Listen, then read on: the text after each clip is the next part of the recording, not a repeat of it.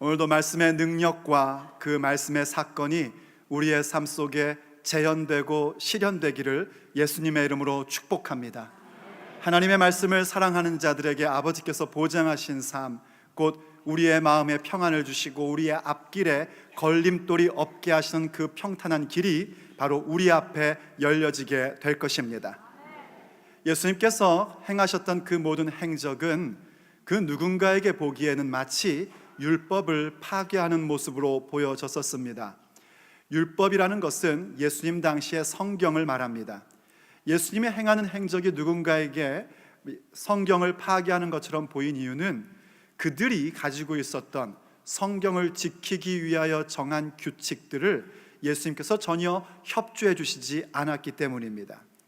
예수님께서 그렇게 하신 것은 율법을 폐하거나 파괴하려 하심이 아니라 오히려 그 율법 속에 있는 목적, 그리고 그 모든 말씀 속에 있는 진의를 밝히심으로써 완전하게 하려 하심이셨습니다.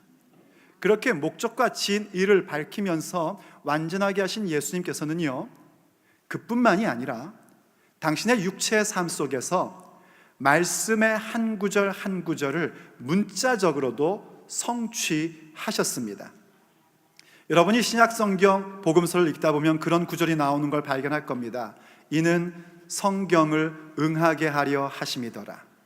이는 말씀을 이루려 하심이더라 하는 그 모든 얘기들이 예수님의 행적 가운데 자주 나오는 걸 발견할 겁니다. 그것은 바로 구약 성경에 나와 있는 모든 말씀들을 예수님이 육체 속에서 직접적으로 문자적으로 성취하셨음을 말하고 있는 것입니다. 우리가 오늘 종려주일로 섬기고 있습니다. 종려주일이라는 것은 왕이신 예수님께서 예루살렘에 입성하는 그 날을 기념하는 것입니다. 십자가를 지으심은 패배가 아니라 승리를 향한 길이라는 것을 알려주시기 위하여 많은 사람들이 예수님의 예루살렘 입성을 종려나무 가지를 가지고 흔들며 환영하였기에, 호산나 하며 외쳤기에 우리가 종려주일이다 하고 외칩니다. 그때 예수님께서는 나귀, 곧 새끼 나귀를 타고 그 성에 입성을 하십니다. 그것조차 바로 구약의 선지자가 예언한 말씀을 문자적으로 성취하시기 위함이었습니다. 예수님께서 이렇게 문자적으로도 그 말씀을 성취하신 이유는 하나님을 사랑한다는 것, 예수님을 따른다는 것은 다른 것이 아니라 바로 그 말씀을 따르는 것임을 우리에게 모범으로 보여주시기 위함이었습니다. 우리는 올해 초부터 산상수훈의 말씀을 통하여 예수님의 제자라는 주제를 가지고 은혜를 나누고 있습니다. 우리가 받은 구원을 그저 받은 구원으로 만족하고 그 구원을 헛되게 쓰는 것이 아니라 우리의 삶 속에 주신 팔복의 은혜를 누리면서 그 존재에 대한 복을 가지면서 예수님의 제자됨이라는 그 복된 삶을 살아가고자 이 산상수훈을 통하여 메시지를 듣고 있는 것입니다. 우린 산상수훈의 메시지를 통해서 예수님의 제자됨이라는 것이 얼마나 놀라운 일인지, 우리의 삶 속에 하나님께서 어떤 삶을 보장하고 계시는지를 계속하여 배우며 은혜를 받게 될 것입니다. 그런데 중요한 게 뭐냐면 바로 그 예수님의 제자가 된다는 것은 곧 예수님을 따르는 것입니다. 예수님을 따른다는 것은 다른 것이 아니라 예수님께서 그렇게 그 모든 말씀의 목적과 진의를 밝혀주시고 뿐만 아니라 그 말씀의 문자적인 성취까지 이루셨던 것처럼 우리도 말씀을 따르는 자, 곧 말씀의 사람이 되는 것입니다. 우리가 말씀을 따르고자 하고 말씀의 사람이 되고자 하는 이유는 무엇일까요? 그것은 우리가 남들보다 좀 더 점잖은 삶을 살고 싶어서가 아닙니다. 그 이유는 우리 하나님 아버지를 사랑하기 때문입니다. 우리를 구원하신 주 예수 그리스도를 사랑하기 때문입니다. 주님을 사랑하기 때문에 우린 말씀을 따르는 것이고, 하나님을 사랑하기 때문에 우린 기꺼이 말씀의 사람이 되기로 결정한 것입니다. 왜냐하면 주님을 사랑하는 자들에게 주께서 이렇게 약속해 주고 계시기 때문입니다. 내가 너를 건질 것이다. 내가 너를 보호할 것이다. 나의 말을 사랑하는 자, 주의 율법을 사랑하는 자들의 삶 속에 평안을 줄 것이고, 그의 삶 속에 모든 장애물을 제거하며 평탄한 길을 줄 것이다 약속하고 계십니다. 그래서 우리는 더욱더 주님 사랑하는 마음을 가지고 그 말씀의 사람이 되고자 하는 열망을 가져야 합니다. 그렇다면 말씀의 사람이 된다는 것은 과연 무엇일까요? 말씀의 사람은 누구를 이야기하는 것일까요?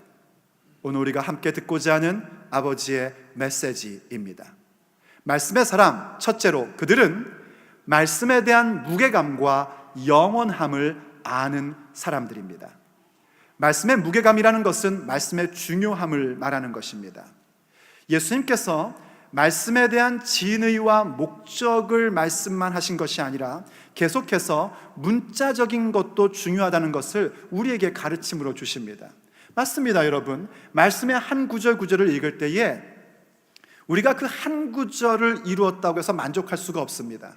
모든 말씀은 문자로 기록되어 있기 때문에 거기엔 목적과 진의가 있고 그 목적과 진의를 우리는 배우면서 그 부분들을 추구해 가야 됩니다.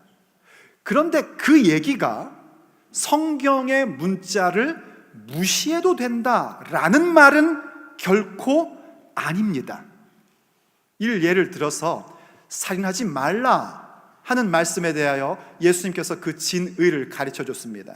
형제를 향해서 성내지 말고, 형제를 향해서 욕하지 말고, 형제를 향해서 어리석다 하지 말라 하시며 형제와 화목하라고 말씀하셨습니다. 그래서 우리는 살인하지 말라는 것이 그저 남 안 죽인 것으로 만족할 수 없고 나의 주변의 사람들, 특별히 믿음의 형제자매들과 함께 화목하게 지내는 것이 살인하지 말라의 말씀의 진의라는 사실을 알았습니다. 그런데 누군가가 이렇게 주장한다고 해보십시오. 나는 그 진의를 알고 따르니까 누구를 죽여도 된다 라고 한다면 그건 참 어리석은 얘기입니다.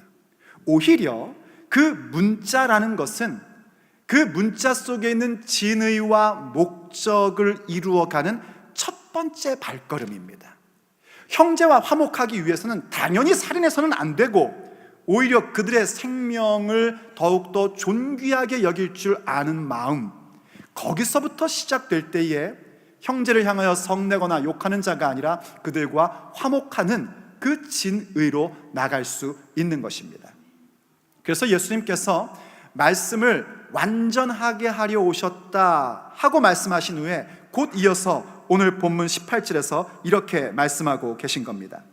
진실로 너희에게 이르노니 천지가 없어지기 전에는 율법의 1.1획도 결코 없어지지 아니하고 다 이루리라. 천지, 하늘과 땅을 말하는 것입니다. 하늘과 땅이라는 것은 한 개인이 태어나서 계속해서 보고 의지해야 할 공간입니다. 한 개인뿐만이 아니라 인류의 출발부터 있었던 것이 하늘과 땅이었습니다. 인류는 계속해서 그 하늘과 땅이라는 공간 가운데서 그곳을 의지하고 살아왔었습니다. 그리고 그 하늘과 땅은 우리의 후손들도 앞으로 살아가야 할 공간입니다. 그렇기 때문에 사람의 입장에서는 이 천지라는 것이 영원한 것처럼 보이고 이 천지라는 것은 사람의 입장에 있어서 매우 중요한 부분입니다. 그런데 예수님께서 지금 무엇이라고 말씀하고 계시냐면 성경의 1.1획, 그것은 사실은 성경의 알파벳을 얘기하는 것인데 성경 글의 알파벳 한 글자보다도 한 글자의 그 무게감이 천지의 무게감보다 더 크다는 것입니다. 천지가 없어지기 전에는 율법의 1.1획, 말씀의 문자 한 글자도 없어지지 않을 것이다 라고 말씀하고 계십니다. 그만큼 말씀은 무게감이 있는 것입니다. 그만큼 말씀은 영원함이 우리 가운데 있는 것입니다. 그래서 우리가 그 말씀 가운데 내 인생을 걸 수 있는 것이고 그 말씀 가운데 내 생명을 걸 가치가 있는 겁니다. 베드로전서 1장 24절과 25절 말씀은 우리에게 이렇게 말씀해 주고 있습니다. 그러므로 모든 육체는 풀과 같고 그 모든 영광은 풀의 꽃과 같으니 풀은 마르고 꽃은 떨어지되 오직 주의 말씀은 세세토록 있도다 하였으니 너희에게 전한 복음이 곧 이 말씀이니라. 인정되시면 아멘 하십시오. 우리가 아무리 젊고 건강하다 할지라도 인생은 풀에 불과합니다. 그리고 우리의 인생에 있는 영광은 우리의 인생보다 더 짧습니다. 그것은 꼭 풀의 꽃과 같습니다. 풀은 마르고 꽃은 시들게끔 되어 있는 것입니다. 그러나 주의 말씀은 영원하십니다. 그래서 그 말씀의 영원함을 깨닫는 자, 그 말씀의 무게감을 아는 자들, 그들이 바로 말씀의 사람, 성경의 사람입니다. 미국의 역사 속에 성경이 만든 사람이라는 그 책 제목에 나온 주인공이 하나 있는데요, 존 워너메이커라는 사람이 있었습니다. 이 존 워너메이커라는 사람은 19세기 말 20세기 초에 활동했던 참 귀한 사람이었습니다. 이 사람이 현대의 그 백화점의 개념을 새롭게 만들었고 현대 비즈니스에 대한 개념을 새롭게 만든 그런 사람이라고 이야기를 합니다. 이분이 미국 대통령 23대 대통령인 해리슨 대통령 시대 때에 한국말로 재신부 장관이라고 할까요? 포스트 마스터스 제너럴 역할을 했었습니다. 19세기 말에 이 역할을 했었는데 19세기 말에 포스트 마스터 제너럴이라는 그 역할은 오늘날의 역할과는 비교될 수 없을 만큼 중요한 굉장히 위의 그룹에 있는 그런 내각의 일원이었다고 합니다. 왜냐하면 전화기라는 게 19세기 말에 발명이 돼서 나타났지 않습니까?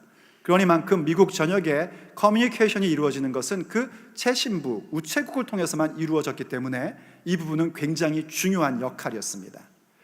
해리슨 대통령이 그에게 이 역할을 수락해달라고 요청을 했을 때 그의 조건은 한 가지였답니다. 주일은 쉬겠다는 겁니다. 그 이유는 이랬습니다. 최신부 장관의 역할보다 그 포스트 마스터 제너럴 역할보다 자기가 지금 하고 있는 주일학교 교사의 역할이 더 중요하다는 겁니다. 포스트 마스터 제너럴 역할은 템포러리 잡이지만, 일시적인 잡이지만 주일학교 교사 직업은 자기의 라이프타임 잡, 평생의 직업이기 때문에 결코 그것을 바꿀 수 없다는 겁니다. 정부는 그 의견을 받아들였고 주일마다 그는 계속해서 주일학교 교사를 해장할 수가 있었다고 합니다. 한 번은 그 19세기 말에 대부흥운동을 일으켰던 무디 목사님이요, 한 지역에서 집회를 하려고 하는데 많은 사람들이 모일 만한 공간이 없었다고 합니다. 그런데 마침 그때 이 워너메이커가 그곳에 큰 백화점을 만들고 그랜드 오프닝을 앞두고 있었습니다. 무디 목사님이 워너메이커에게 편지를 썼답니다.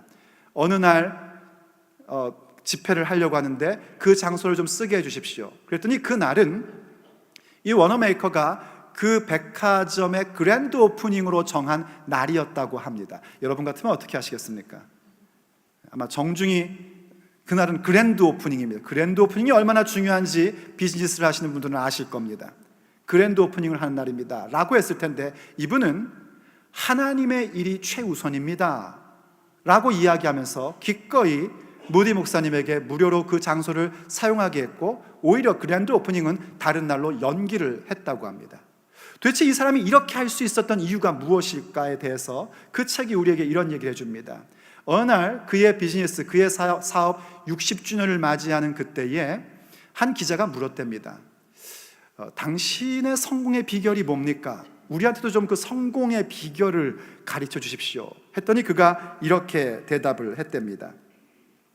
성공이라는 것은 무엇에 더 마음을 쏟고 무엇에 더 자신의 시간과 노력을 투자하는가의 여부에 달려 있습니다 하고 대답을 했답니다. 어디에 더 시간 투자하고 어디에 더 많은 열정을 투자하느냐에 따라서 성공이 결정된다는 겁니다. 그래서 다른 기자가 또 물었답니다. 그럼 당신은 많은 투자에 성공을 했는데 가장 성공한 투자가 뭡니까? 하고 묻자 그가 이렇게 대답을 했답니다. 내가 가장 성공한 투자는 내가 10살 때 한 투자인데 그때 나는 $2.75 한국말로 하니까 이상하네요. $2.75를 가지고 산 예쁜 가죽 성경입니다. 그 성경을 통하여 오늘의 내가 있었기 때문에 그 투자가 최고의 투자였습니다 라고 말했답니다. 과연 그의 라이프는, 그의 삶은 어떤 삶이었냐면 하나님 말씀의 무게감을 알고 그 영원함을 알고 살았던 삶이었습니다. 그래서 미국의 역사 속에서 다른 사람들뿐만이 아니라 우리 크리스찬들에게 귀감이 되는 사람으로 지금 자리매김되어 있는 겁니다. 그건 그 사람만의 이야기일 수 없습니다. 우리의 이야기이기도 합니다.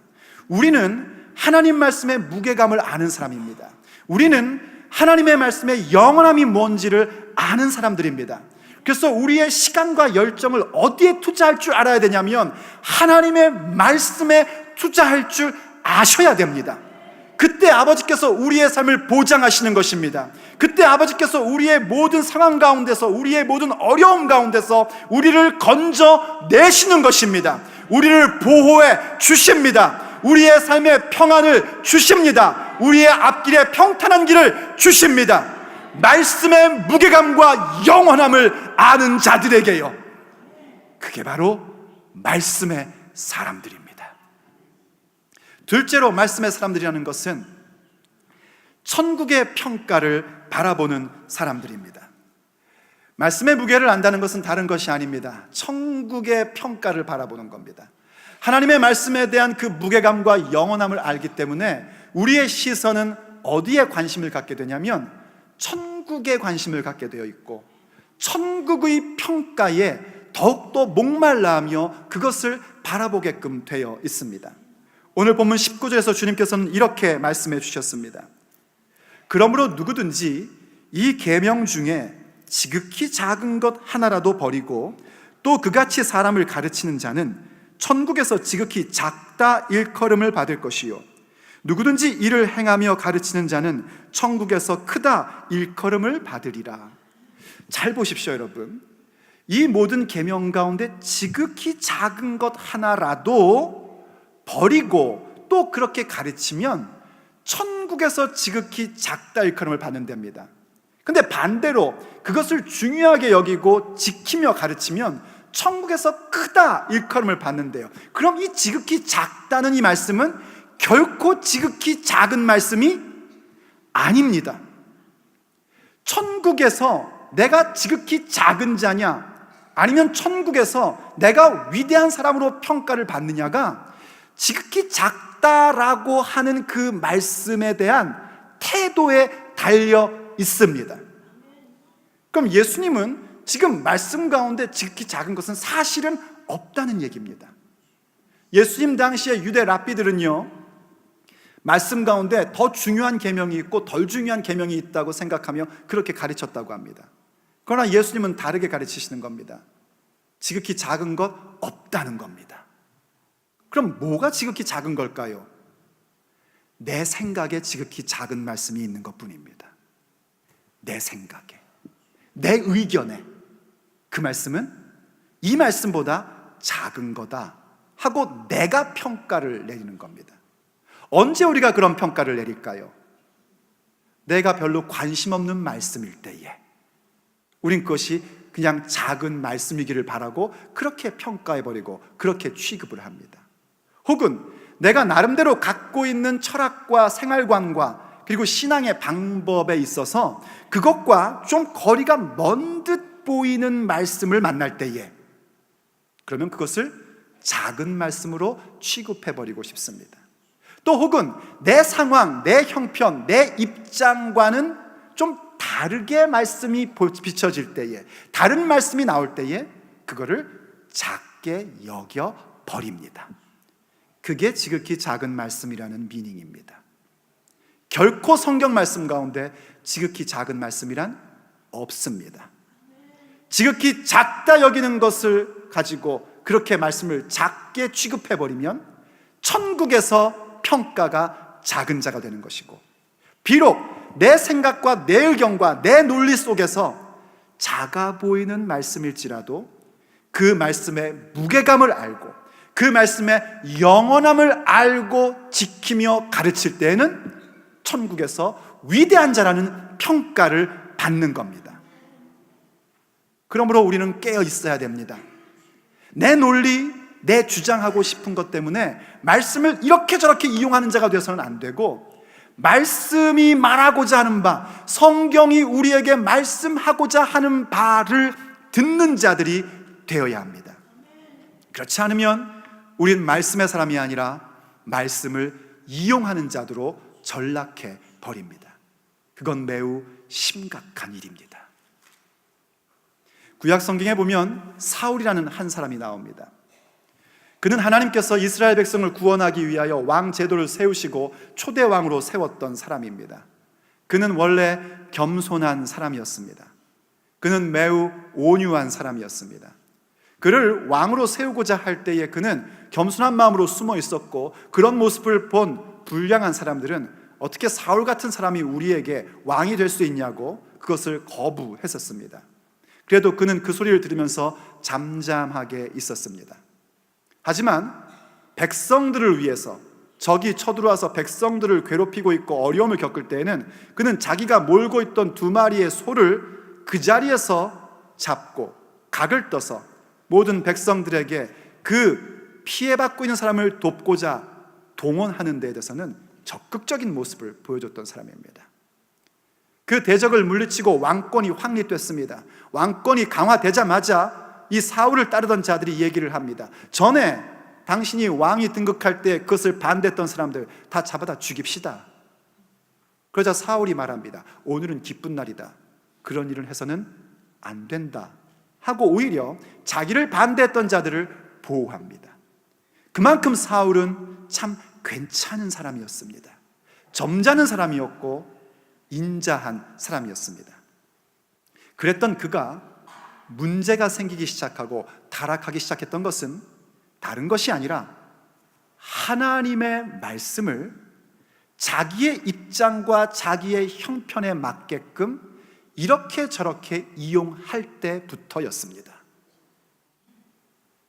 어디서 결정적인 문제가 생겼냐면요, 하나님께서 한 번 더 기회를 주시고자 아말렉이라는 족속을 진멸하라고 사울 임금에게 명령을 하셨습니다. 이 아말렉은 우리의 원수, 더러운 원수를 상징하는 것이고, 진멸하라는 것은 그것을 싹 다 쓸어버리라는 얘기인데, 그 얘기는 뭐냐면 죄에 대하여 우리가 얼마나 경각심을 갖고 이 죄의 문제를 싹 쓸어버려야 하는가 하는 부분에 대해서 구약적으로 우리에게 말씀해 주신 것입니다. 그는 하나님 명령대로 아말렉을 치러 갔습니다. 그런데 하나님의 명령하신 대로 진멸하는 것이 아니라 아말렉 왕인 아각을 사로잡아 옵니다. 그리고 그 아말렉에 속했던 좋은 짐승들은 살리고 별로 좋지 않은 것, 하찮은 것들은 만을 진멸합니다. 이유는 그랬습니다. 하나님께 제사를 드리겠다는 겁니다. 하나님께 제사를 드리는 것이 잘못된 겁니까? 결코 그럴 수 없습니다.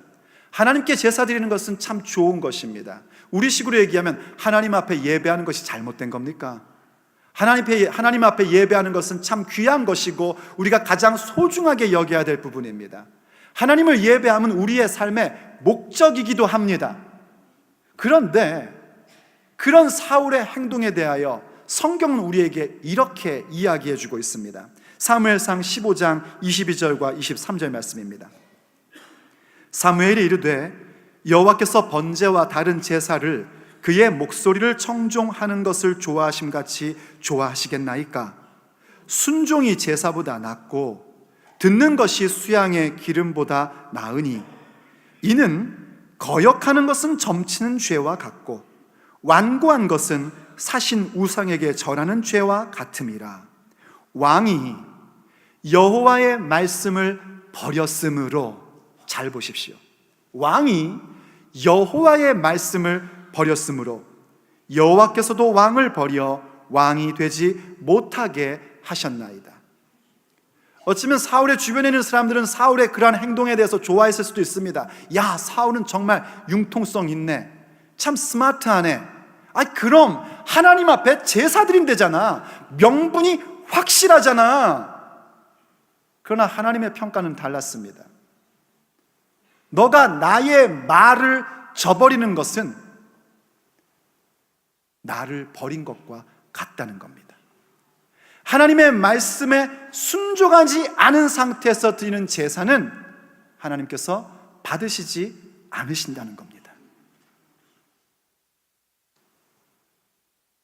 사울은 하나님 앞에 제사 드리는 그 아름다운 말씀을 자기의 욕심을 채우는 데에, 자기의 욕심을 채우는 논리에 갖다 쓴 것입니다.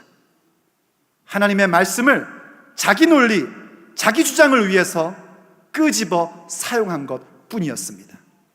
그건 결코 말씀의 사람이 아닙니다. 말씀의 사람은 그럴 수 없습니다. 그래서 사울에 대한 평가가 뭡니까? 사울은 오늘을 사는 그리스도인들에게 경고판이 되고 있습니다. 결단코 그런 모습은 가져서는 안 된다는 경고판이 되고 만 겁니다. 그러나 여러분, 우리에게 이정표가 된 성경의 인물들을 보십시오. 그들은 어느 누구도 하나님의 말씀을 자기 논리 주장하는 데 사용하지 않았습니다. 말씀을 말씀으로 받고, 말씀의 무게감을 갖고, 말씀의 영원함을 알고 말씀을 따라갔었습니다. 사도 바울을 보십시오. 그는 말씀에 자기의 인생을 걸었었습니다. 그가 그렇게 할 수 있었던 이유가 뭡니까? 그는 말합니다. 나에게 예비된 의의 면류관을 바라보노라. 바로 그 천국의 평가를 바라보았기에 그는 말씀의 사람으로 평생을 살 수 있었던 겁니다. 우리 예수님도 그 십자가를 지셨던 이유가 뭡니까? 히브리서는 말해줍니다. 그가 그렇게 심한 고통을 받을 수 있었던 것은 그 앞에 있는 즐거움을 위하여 하셨다는 것입니다. 바로 천국에서 이루어지는 그 놀라운 일들, 예수님의 죽음 이후에 부활로 이루어지는 그 놀라운 즐거움, 그 부분을 바라보았기에 그 고통을 당해야 되는 기록된 말씀의 문자 하나하나를 우리 주님의 몸에 다 이루셨다는 것입니다. 그게 말씀의 사람입니다. 천국의 평가를 바라보는 것, 그게 바로 말씀의 사람입니다. 왜 그렇습니까? 이 땅의 평가, 이 땅에서 주는 상들, 이 땅의 칭찬은 임시적인 것에 불과하기 때문입니다. 누가 칭찬하면 기분 좋죠? 저도 기분 좋더라고요. 목사님 오늘 은혜 받았어요. 기분이 좋아요. 그러면요. 그런데 그건 임시적인 것에 불과합니다. 그게 도대체 영혼과 무슨 관계가 있습니까? 상장 받으면 기분 좋습니다. 그때 상장 받는데 인상 쓰면 그것도 이상한 겁니다. 물론. 그러나 그건 사실은 종이 조각에 불과합니다. 사람의 칭찬, 임시적인 것입니다. 우리가 바라봐야 할 것은 천국에서의 평가입니다. 천국에서 하나님이 우리를 어떻게 평가해 주시는지에 대하여 바라볼 수 있어야 되고, 천국의 평가를 추구하는 자가 되어야 합니다. 여러분, 무엇을 선택하시렵니까? 이 땅의 평가입니까? 천국의 평가입니까? 저의 일은 여러분들이 천국의 평가를 바라보게 하는 일입니다. 제가 여러분의 담임으로 있는 한 해는 여러분들로 하여금 어떻게 해서든지 천국에서의 평가, 천국에서의 상급을 바라보게 할 것입니다. 이 땅의 임시적인 평가는 우리에게 의미가 없습니다. 오직 영원한 평가인 하나님의 평가, 천국의 평가가 우리에게 영원한 것입니다. 인정하면 아멘 하십시오.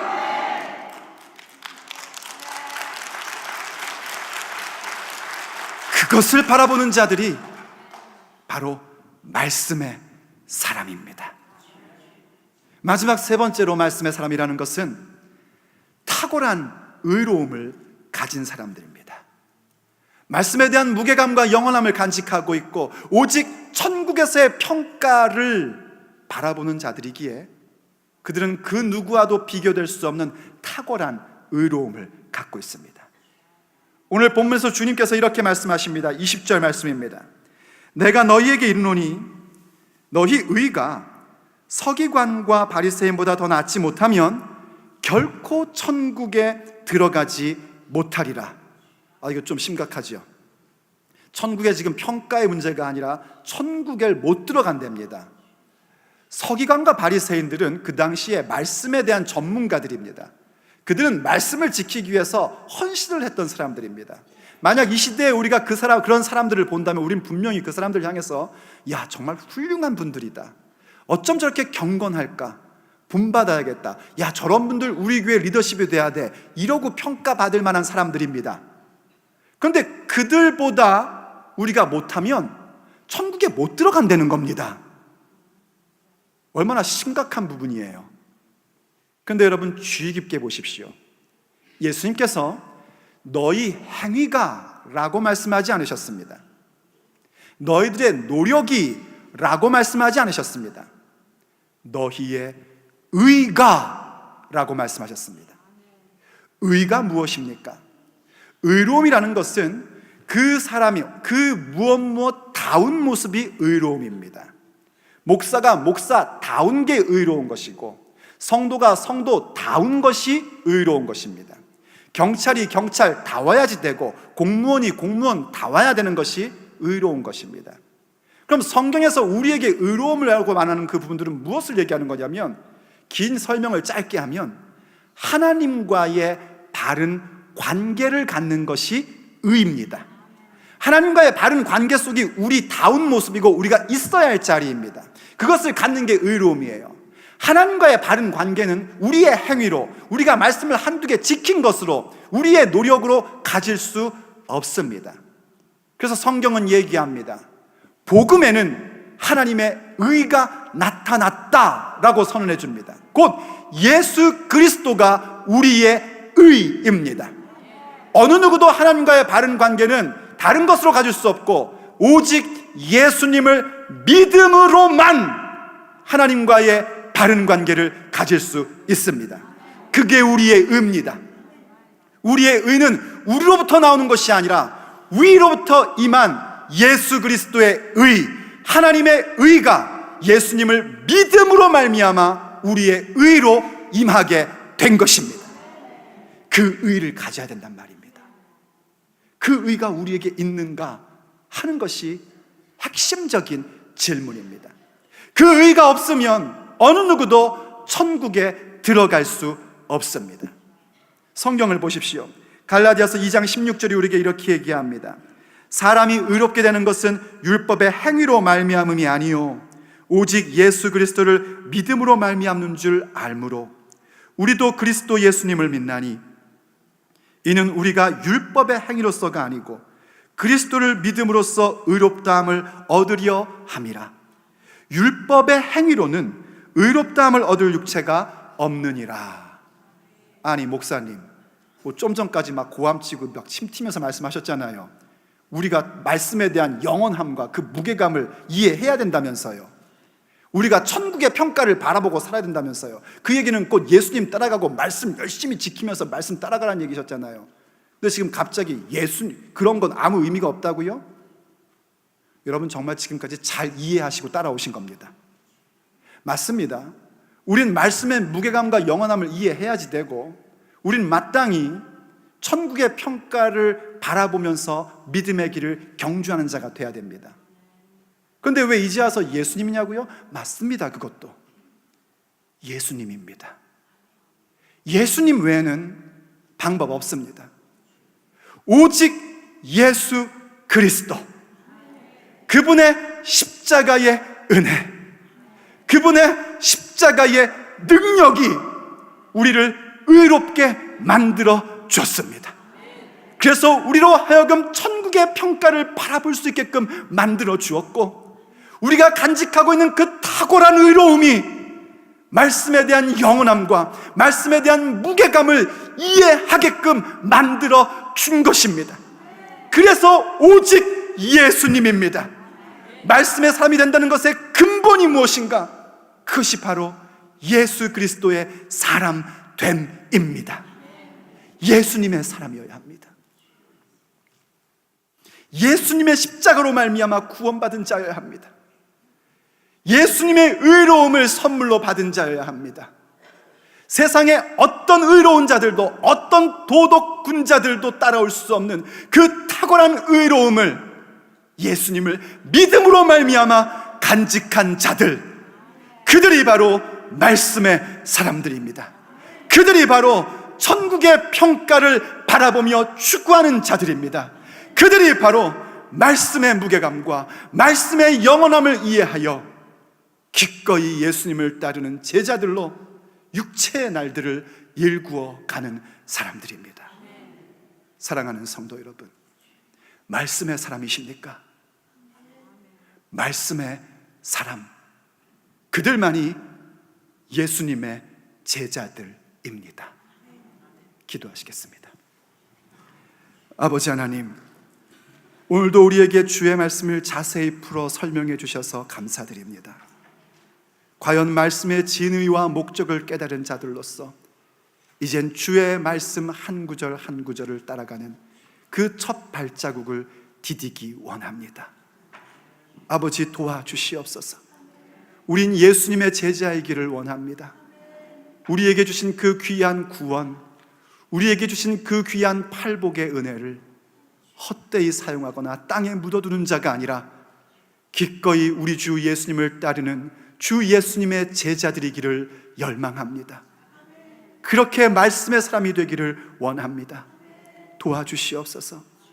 아버지, 우리의 눈이 어두워 우리에게는 이 탁월한 의로움이 무엇인지를 종종 잊을 때가 있었습니다. 그런 저희들을 용서하여 주시옵시고 예수님을 믿음으로 말미암아 주어진 이 탁월한 의로움, 예수님의 십자가의 공로와 능력으로 얻게 된 이 탁월한 의로움을 우리가 간직하고 있다는 사실 늘 기억해 하여 주시옵소서.